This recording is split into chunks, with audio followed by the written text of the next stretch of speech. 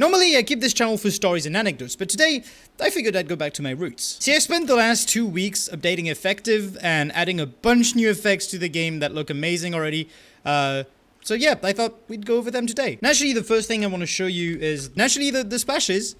Okay, this failed, but if you drop in... Yes, there we go. Alright, see, the splashes are back, and on top of that, the droplets, as well as the ripples, yeah, they're back, and actually, they still work the same. If you drop them faster, they will naturally have a bigger splash, and if the entity is bigger, it'll be a wider splash.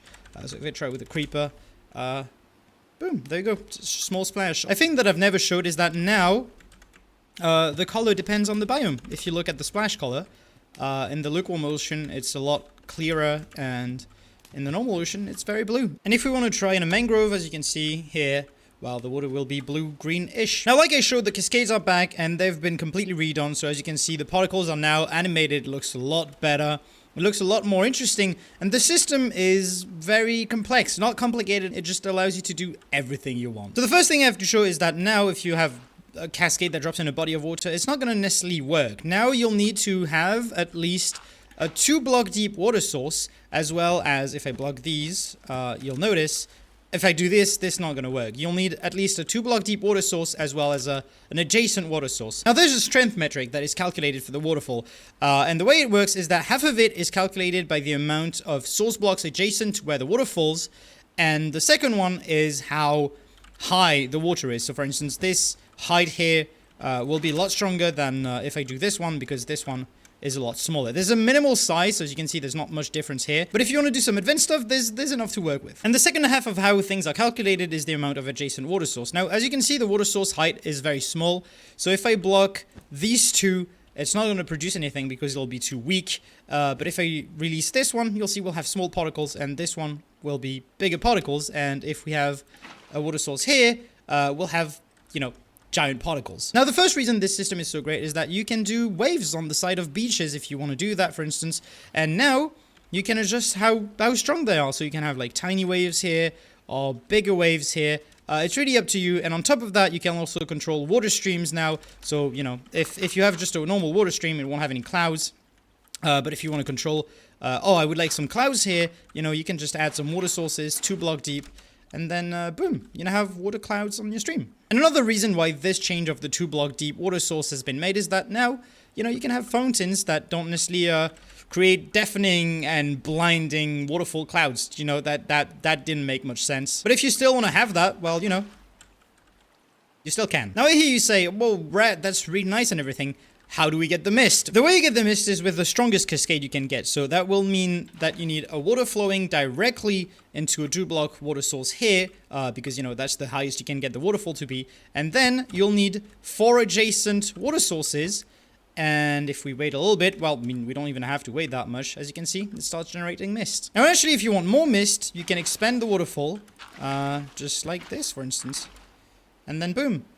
You'll have more mist, more clouds, and yeah, you can adjust how much mist you want. Which leads to these beautiful areas in the world where you'll have mist naturally, and since the mist goes through blocks, you can also use it for ambience if you want to do that. The best example I have for this is this misty mangrove here. As you can see, the fog clips through the ground, so it's not ideal. I'm working on maybe improving the effect, but for now, you know, you can do some pretty nice, interesting mist effects that work really well from afar. Look at this. Oh my god, that's menacing. Now, the problem with this is that, yeah, you'll hear a cascade underground, but don't worry, I've got you covered. Water sources are not exactly the only thing you can put to create a cascade. Now you can also put wool, and it will work just the same and just make the cascade silent, so you don't have to bear with the cascade sound whenever you just want to make a mist generator. On top of that, you can now also have, if you use colored wool, you know, have colored mist, and it works with pretty much, well, I mean, it works with all wool colors. I have the effect increased right now so you can see clearly, so it's going to be a very thick fog.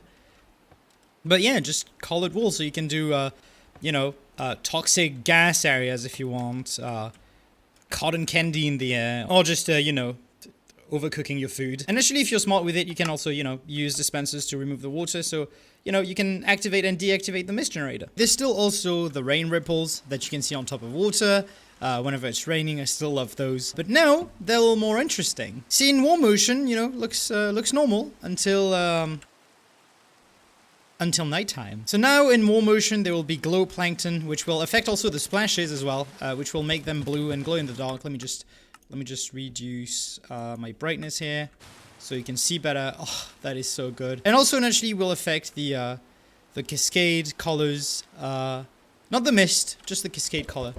And on top of those, there is one more water effect that is completely new, that was never in a previous effective version, and those are chest bubbles. So if I open this chest, I'll open it with a Heart of the Sea, just so the UI doesn't show up in my dev env. It now has bubbles. And when you close it, there's like some bubbles spurting out as well. It also works with double chests. There's gonna be just as many bubbles, and ender chests as well, which have those green bubbles, and they look great. But that's not something you'll see a lot. Like if I use it without the Heart of the Sea, you can see in the background, but you can't see much. So now if you place soul sand under these chests, they will now open randomly. Yeah. As you can see. But yeah, now you can have bubblers in your aquariums. Now, water effects are not the only thing effective does. There's also some entity effects like glow squid hypnotizing you, which, oh my god, that looks amazing. They will also attract your cursor. I'm trying to fight against it. You can change that in the configuration options, so it doesn't attract your cursor, or you can disable it completely. And the second entity effect the mod adds is alley trails. They'll now have a tiny trail behind them, just like in the Minecraft Legends trailers.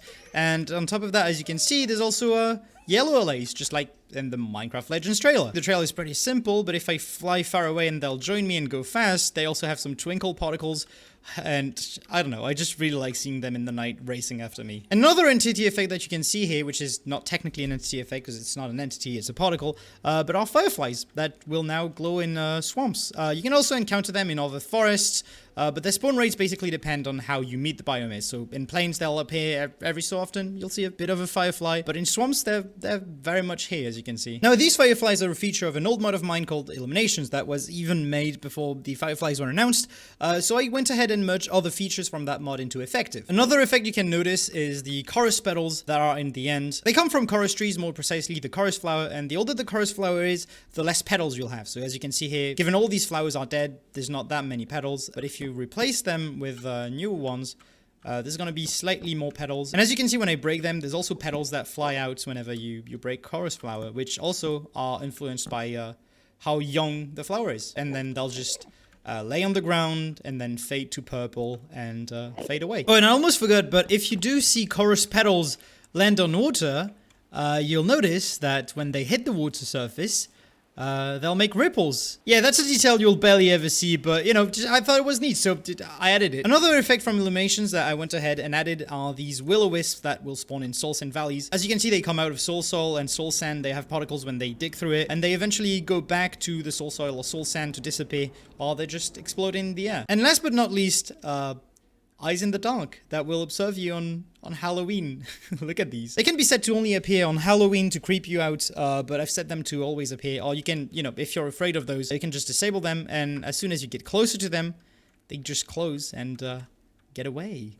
Spooky. Now, to stay on entity effects, I went ahead and added screen shake to a few entity events. Like, for instance, the first one being the warden roaring. Yeah, as you can see, screen shake. And yeah, as you can see, also screen shake on the sonic boom, which makes this a whole lot more terrifying. And while I'm in the deep dark, I might as well also show you the other effect I added, which are these skulk dust particles, which also sometimes glow, which gives the deep dark a slight magical vibe when you're on moody light settings, which in my opinion gives the deep dark a whole lot of ambience, and it's actually, even though it's simple, probably one of my favorite effects of the mod. Another screen shake effect is when a Ravager is stunned by you blocking with a shield. It will sometimes roar. The screen shake is very little, but you know, it's there. And the last screen shake event is whenever the dragon perches and roars. Yeah, as you can see, this screen shake, which is the perfect transition to the last type of effect, which is improved effects. The first one, as you can see here, is I've improved the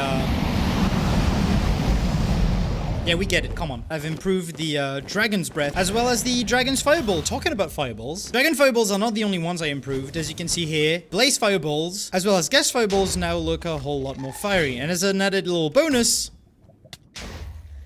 Ultra kill. And finally, the last two improved effects are spectral arrows now having a trail, as well as glowing in the dark and having some glitter around them, and improved glow squid particles that actually twinkle. It's a minor effect, you'll barely notice it, but compared to the old glow squid particles that just, for some reason, become too dark, yeah, it's definitely an improvement. And before you ask, yes, every feature in this mod is configurable. You can customize it in the mod menu, config, and there's quite a few options because I know, for instance, like people don't like the improved fireballs, or some people would not like to have the glow squid hypnotizing attract your cursor. You can set it to only visual, or, you know, have the eyes in the dark always. You can set a lot of options how you want, so yeah, it's entirely configurable. So yeah, if you want to play with the mod and try all these new effects, you can download it for free in the description. You'll need Quilt, a different loader than Fabric, so the mod won't work on Fabric. However, Quilt allows you to run 99% of Fabric mods flawlessly. I would know. I have a personal server with 300 mods and 99% of them are Fabric.